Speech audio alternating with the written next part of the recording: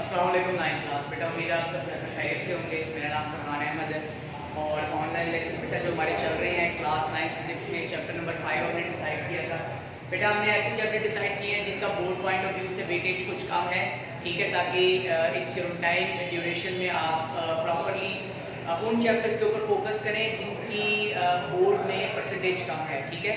तो जब इंशाल्लाह अल्लाह के हुक्म से जब आप जून में या जुलाई में जब स्कूल आएंगे तो हम वो चैप्टर्स करेंगे जो बोर्ड पॉइंट ऑफ व्यू से इंपॉर्टेंट है, ठीक है। तो इसके इन तमाम लेक्चर्स के बारे में इंशाल्लाह क्यूरी भी हमारे स्कूल की तरफ से स्टार्ट होने लगी है। तो चले बेटा आज का हम लेक्चर स्टार्ट करते हैं, ठीक है। आज का लेक्चर नंबर 5 पार्ट 3, ठीक है। ये आज का हमारा इस चैप्टर का लास्ट लेक्चर है, ठीक है। हम एक्सरसाइज के न्यूमेरिकल्स कर रहे थे बेटे, और से लेकर व्हाइट बोर्ड की तरफ, ठीक है। एक चीज मैं आपको पहले बता दूं, 5.7 तक बेटा हमारे न्यूमेरिकल्स हो चुके थे। 5.8 न्यूमेरिकल जो है ना बेटा वो डिफरेंट तरीकाकार से करवाए जाते हैं, ठीक है। तो एक तो इतना इम्पोर्टेंट भी नहीं है, लेकिन मैं आप जब क्लास में आएंगे, ठीक है, जैसे एक आपको याद होगा 2.7 हमने एक न्यूमेरिकल स्किप किया था और एक अदर न्यूमेरिकल शायद हमने चैप्टर नंबर 3 में भी स्किप किया था। तो 5.8 न्यूमेरिकल भी उनके साथ ही इंशाल्लाह हम क्लासरूम के अंदर करेंगे, क्योंकि इसकी डेरिवेशन थोड़ी सी लेंथी है, ठीक है। और इसको प्रॉपर व्हाइट बोर्ड पे करवाने के लिए मुझे मतलब पूरा एक लेक्चर चाहिए। तो मैं बिल्कुल टाइम वेस्ट किए बगैर मैं अपने जो है ना इस 5.8 को मैंने क्लासरूम के लिए डिसाइड किया, ताकि जब आप क्लासरूम के अंदर आएंगे तो आपको 5.8 और इसी जैसे मजीद जो न्यूमेरिकल्स बेटा हमारे रह गए हम इंशाल्लाह उसको क्लासरूम के अंदर बेटा फाइंड आउट करेंगे। परेशान नहीं होना आपने, बहुत इंटरेस्टिंग न्यूमेरिकल है वो भी, ठीक है। हम उसको प्रॉपर्ली डेरिवेशन के साथ इसको यूनिट प्रूफ के साथ हम लोग इसको लेकर चलेंगे। अच्छा जी, 5.9 न्यूमेरिकल क्या है जी? 5.9 और 5.10 दोनों न्यूमेरिकल्स बेटा सेम है, कोई फर्क नहीं है, ठीक है। 5.9 मैंने डिसाइड किया आपको करवाने के लिए, 5.10 आप खुद करेंगे, सेम ऐसे ही है। मैं इंशाल्लाह आपको वीडियो के एंड पर इसके बारे में भी बता दूंगा कि आपने ये लेक्चर अटेंड कैसे करना, आपने ये जो है ना न्यूमेरिकल कैसे करना है। 5.9 की तरफ आते हैं जी बेटा। एक पोलर सैटेलाइट है, एक सैटेलाइट है, वो जमीन के गिर्द घूम रहा है, ठीक है।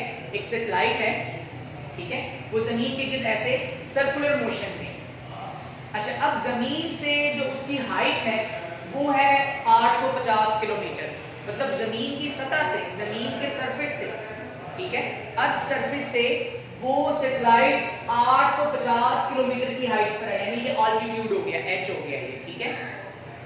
आपने ये पता करना है कि इतनी हाइट पर 850 किलोमीटर की हाइट पर इस पोलर सैटेलाइट की वेलोसिटी क्या होगी अपने ऑर्बिट में, मतलब वो जो घूम रहा है, वो जो सर्कुलर मोशन में है, वो कितनी स्पीड से, कितने मीटर पर सेकंड से वो घूम रहा है, ठीक है। हमने यही कैलकुलेट करना है। अच्छा, बहुत इंटरेस्टिंग न्यूमेरिकल है बेटा। अगर आप इस न्यूमेरिकल की स्टेटमेंट देखेंगे तो आपको गिवन डाटा सिर्फ और सिर्फ ऑल्टीट्यूड दिया गया होगा, h दिया गया होगा 850 किलोमीटर, ठीक है। चलिए, गिवन डाटा में आपके पास हाइट है 850 किलोमीटर। बेटा ये किलोमीटर है, इसे मीटर में कन्वर्ट करना है लाजमी, अगर आप नहीं करेंगे आंसर ठीक नहीं आएगा, अक्सर स्टूडेंट भूल जाते हैं ये, ठीक है। ये बहुत इंपॉर्टेंट पॉइंट है। आपने किलोमीटर को मीटर में कन्वर्ट करने के लिए मल्टीप्लाई 1000 कर दिया, तो ये बन जाएगा 850,000 मीटर्स, ठीक है। चलिए, अननोन डाटा में आपके पास है, आपने ऑर्बिटल वेलोसिटी, यानी कि वो सैटेलाइट जिस वेलोसिटी से अपने ऑर्बिट में सर्कुलर मोशन में है बेटा, आपने वो वेलोसिटी फाइंड आउट करनी है। अच्छा, हिडन डाटा, हिडन डाटा का क्या मतलब होता है, आपको मैंने पहले भी बताया था कि हिडन डाटा एक ऐसा डाटा है जो न्यूमेरिकल की स्टेटमेंट में गिवन नहीं होता, ठीक है। न्यूमेरिकल की स्टेटमेंट में गिवन नहीं होता, आपने जरूरत पड़ने पर अपने सिलेबस में से उसको यूज करना होता है। अब आपका चैप्टर नंबर 5 चल रहा है, अब हमें जहन में आएगा कि वी ऑर्ब फाइंड आउट करना है, तो वी ऑर्ब के लिए हमारे पास इक्वेशन है ये वाली, जिसे हमने बिल्कुल इस चैप्टर के लास्ट में मोशन ऑफ आर्टिफिशियल सैटेलाइट में प्रूफ किया था। तो अगर आप गौर करें यहाँ पर डिफरेंट किस्म के आपको क्वांटिटीज नजर आ रही हैं, तो ये हमारे पास हिडन डाटा होगा। हिडन डाटा है हमारे पास gravitational constant, radius of earth, mass of earth, क्योंकि अर्थ के गिर्द ये सैटेलाइट घूम रहा है, इसी वजह से मास ऑफ अर्थ हमने लेना है यहाँ। अच्छा, चलिए जी, सॉल्यूशन में हम स्टार्ट करते हैं। हमारे पास इक्वेशन है v और, देखिए फाइंड आउट हमें v और करना है, तो v और के लिए या ऑर्बिटल वेलोसिटी के लिए हमारे पास इक्वेशन है √gh * r + h। अब बेटा प्रॉब्लम यहाँ पे ये है कि हमारे पास v और फाइंड आउट करना है, r भी है, h भी है, लेकिन हमारे पास gh नहीं है। gh क्या है? इतनी हाइट पर इस स्लाइड पर ग्रेविटेशनल एक्सेलरेशन की वैल्यू क्या है, वो gh कहलाती है। ठीक है, ग्रेविटेशनल एक्सेलरेशन ऑन हाइट। तो हम एक काम करते हैं, हम पहले gh की वैल्यू फाइंड आउट कर लेते हैं। ठीक है, इसकी कैलकुलेशन करके इसकी वैल्यू को सिक्योर कर लेते हैं, फिर ये फार्मूला लगाकर वैल्यूज पुट कर हम आंसर निकाल लेंगे। ठीक है, आप बेटा डिफरेंट नोट्स में देखेंगे तो वहां पर इस इक्वेशन को यहीं पर पुट करके प्रॉपर बड़ी कॉम्प्लिकेटेड सी इक्वेशन बना दी गई है। बेटा कोई जरूरत नहीं है आपको इतनी कॉम्प्लिकेशन में पढ़ने की। ठीक है, आपको इजीएस्ट वे बता रहा हूं कि पहले जीएच की कैलकुलेशन कर लें, उसको सेव कर लें, जैसे कि मैंने यहाँ पर इसको सेव किया हुआ है। ठीक है, उसके बाद आप इस वैल्यू को यहाँ पुट करके कैलकुलेशन करके आप अपना आंसर निकालेंगे। ठीक हो गया? चलिए आते हैं हम अपने कैलकुलेशन की तरफ। GME divide by R plus H का होल स्क्वायर।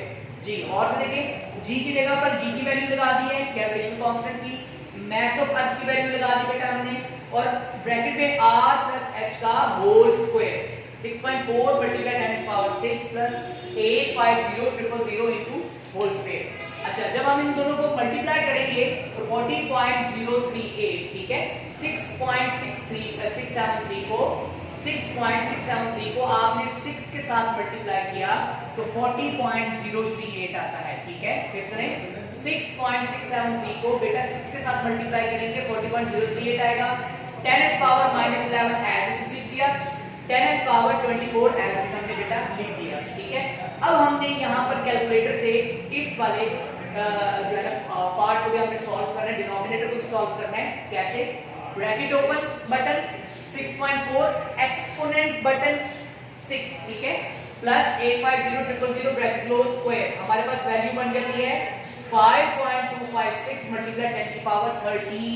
ठीक है, अक्सर स्टूडेंट को कैलकुलेटर यूज करना नहीं आ रहा होता, क्यों नहीं? तो इंशाल्लाह मैं आपको कैलकुलेटर की यूजेज के बारे में भी बताऊंगा और प्रॉपर कोशिश करूंगा कि कुछ स्लाइड्स बना दूं कि कैलकुलेटर्स कैसे यूज करते हैं। ठीक है, परेशान नहीं होना आपने। अच्छा, अब हमने क्या किया कि 40.038 डिवाइड बाय 5.256 को एज इट इज लिख लिया, 10 की पावर -11, 10 s पावर 24, नीचे 10 की पावर पॉजिटिव 13 है बेटा, ऊपर जाकर -13 हो जाएगी। ठीक है, अच्छा, अब इसे इस पर डिवाइड कर दिया, नॉमिनेटर को डिनोमिनेटर में डिवाइड करते हैं, 7.617 आता है। ठीक है, इसको इस पर डिवाइड किया, 40.038 को 5.256 पर डिवाइड किया, 7.617 आता है कैलकुलेटर पर। ठीक है, जबकि यहाँ देखिए बेसिस सेम है, इनकी पावर्स मैंने ऐड कर दी है। अच्छा, अब ये बन जाएगा 0। ठीक है, तो 10 की पावर 0 1 के बराबर होगा। आपको प्रीवियस लेक्चर में मैंने बताया था जिस चीज की पावर 0 होती है वो बेटा 1 के बराबर होता है। तो ये बन जाएगा 7.617 मल्टीप्लाई बाय 1, GH की वैल्यू यानी कि इस पोजीशन पर जो ग्रेविटेशनल एक्सेलरेशन है, जमीन पर कितनी है? जमीन पर 10 मीटर पर सेकंड स्क्वायर है, तो हाइट पर जाने की वजह से ये रिड्यूस हो गई है, आपको याद हो। अब यहाँ इस स्लाइड पर कितनी है? 7.617 मीटर पर सेकंड स्क्वायर। ठीक है, तो ये आपके पास उस पोजीशन पर ग्रेविटेशनल एक्सेलरेशन की वैल्यू आ गई। अब हमारे पास डाटा कुछ इंटरेस्टिंग बन चुका है बेटा। अब हम इसी इक्वेशन को यूज करेंगे। नाउ हमने इक्वेशन लिख ली, अब हमारे पास GH मौजूद है। जी हाँ, हमने कैलकुलेट कर ली। अब हम ये इक्वेशन डायरेक्ट लगा सकते हैं। चलिए, वैल्यू लगाई हमने GH की जगह पर 7.617 जो हमने कैलकुलेट की थी, ब्रैकेट में लिखा R प्लस H, R और H की वैल्यू लगा दी हमने। ठीक है, अच्छा, दोनों को बेटा आप ऐड करेंगे तो आपके पास आ जाएगा 7250000। ठीक है, ये सारा का सारा रूट के अंदर आ रहा है, अंडर रूट में। क्लियर? अक्सर स्टूडेंट ये रूट साइन प्रॉपर नहीं लगाते, वैल्यू को रूट के बाहर लगा देते हैं, बेटा ये गलत हो जाता है। ठीक है, आपने ख्याल रखना है। अच्छा, अब हमने क्या करना है, हमने इस वैल्यू को इसके साथ मल्टीप्लाई करना है। मल्टीप्लाई करने से बेटा ये वैल्यू आ जाती है हमारे पास। इसी वैल्यू की हमने रूट ले लेनी है अब। ठीक है, जब हम रूट लेंगे तो हमारे पास आंसर आता है 7431 मीटर पर सेकंड। ये है बेटा आपका आंसर जो हमने कैलकुलेट करना था। ठीक है, जो हमने फाइंड आउट करना था। इसका मतलब ये हुआ कि 850 किलोमीटर की हाइट पर, 850 किलोमीटर की हाइट पर, 850 किलोमीटर की हाइट पर जो सैटेलाइट है जिसकी ग्रेविटेशनल एक्सेलरेशन वैल्यू ये है 7.617, वो कितनी वेलोसिटी से बेटा मूव करेगा?